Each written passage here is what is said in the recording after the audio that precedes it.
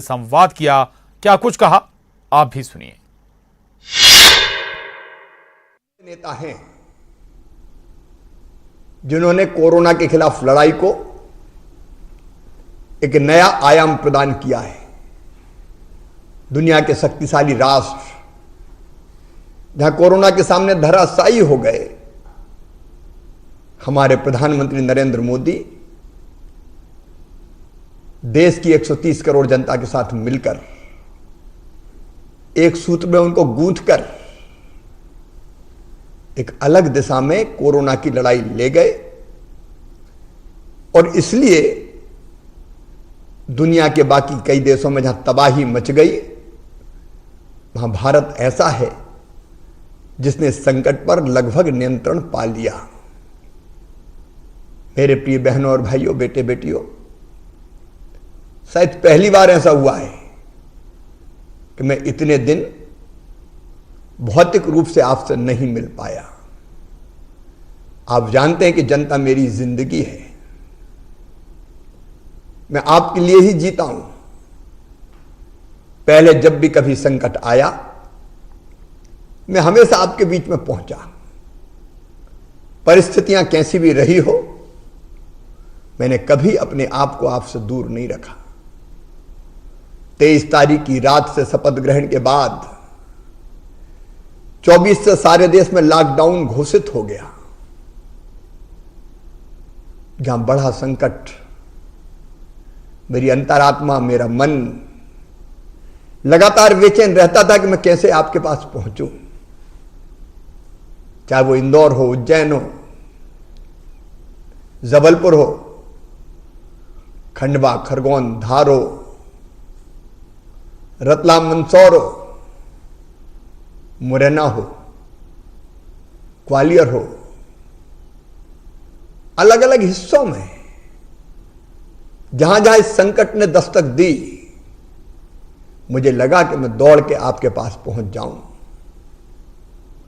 लेकिन भौतिक रूप से नहीं आ सका, क्योंकि लॉकडाउन ने मुझे बांध रखा था। मैं भी मर्यादाओं में बंधा हुआ था। किस मुश्किल से मैंने अपने आप को रोका, ये मैं ही जानता हूं।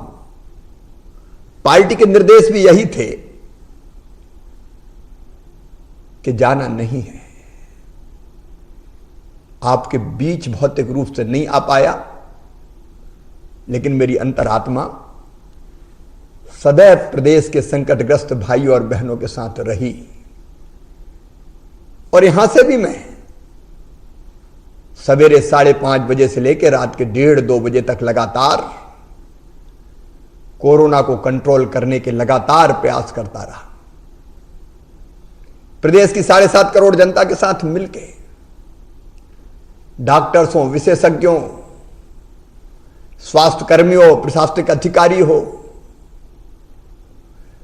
सभी धर्मगुरु हों, अलग अलग वर्गों के लोग हों, लगातार मैं संवाद करता रहा।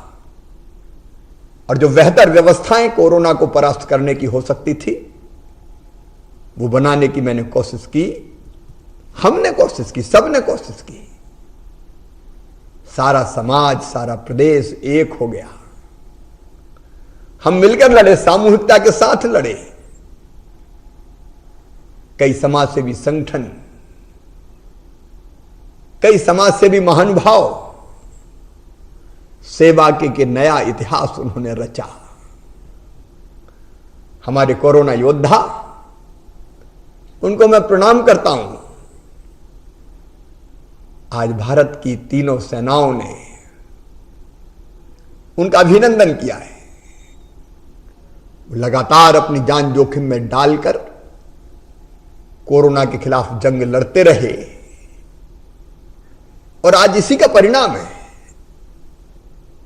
कि देश में भी और विशेषकर मध्य प्रदेश में भी अब कोरोना संकट को हमने काफी कुछ नियंत्रित कर लिया है। अब यह पहली बार हो रहा है कि जितने पेशेंट पॉजिटिव आ रहे हैं, उससे ज्यादा स्वस्थ होकर घर जा रहे हैं। कल अगर 50 पॉजिटिव पेशेंट आए, तो इससे दुगने से ज्यादा स्वस्थ होकर अपने घरों में लौट गए। मृत्यु की दर भी लगातार कम होती जा रही है। लेकिन प्रिय बहनों और भाइयों, संकट अभी टला नहीं है। यह कोरोना अलग तरह का वायरस है। यह छापामार लड़ाई लड़ता है। कब कहां घुस जाए, क्योंकि एक भी व्यक्ति पॉजिटिव आ गया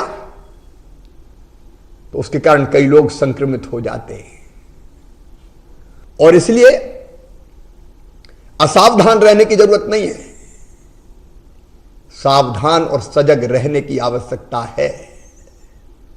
सावधानी हटी तो दुर्घटना घटी। हमारे ऐसे कई जिले जो ग्रीन थे, जहां एक भी पॉजिटिव प्रकरण नहीं था, उनमें से कुछ में 1-1, 2-2, 3-3 पॉजिटिव पेशेंट्स संक्रमित होकर आ गए। और फिर यह संख्या तेजी से बढ़ती है। एक तरफ कई जिले ग्रीन हो गए, विदिशा हो, शिवपुरी हो,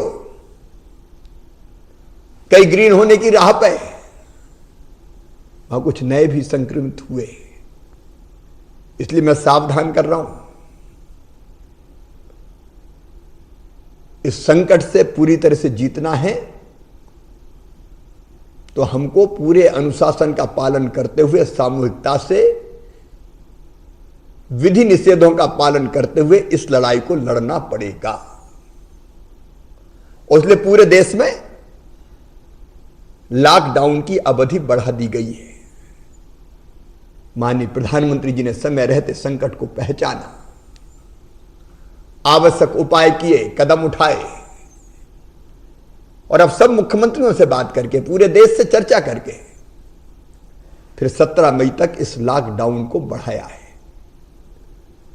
हमने भी सभी क्राइसिस मैनेजमेंट ग्रुप जो जिलों में बने हुए हैं,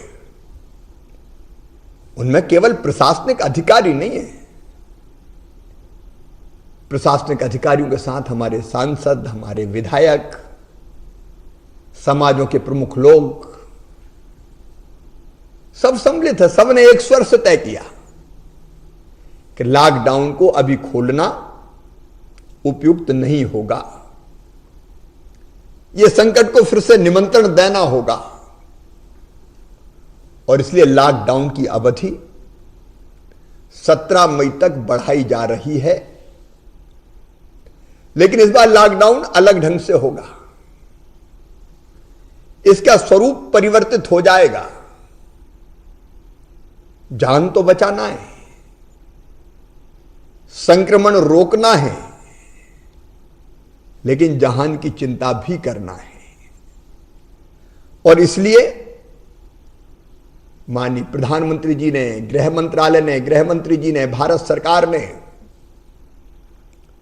नई गाइडलाइन भेजी है। और उस गाइडलाइन के हिसाब से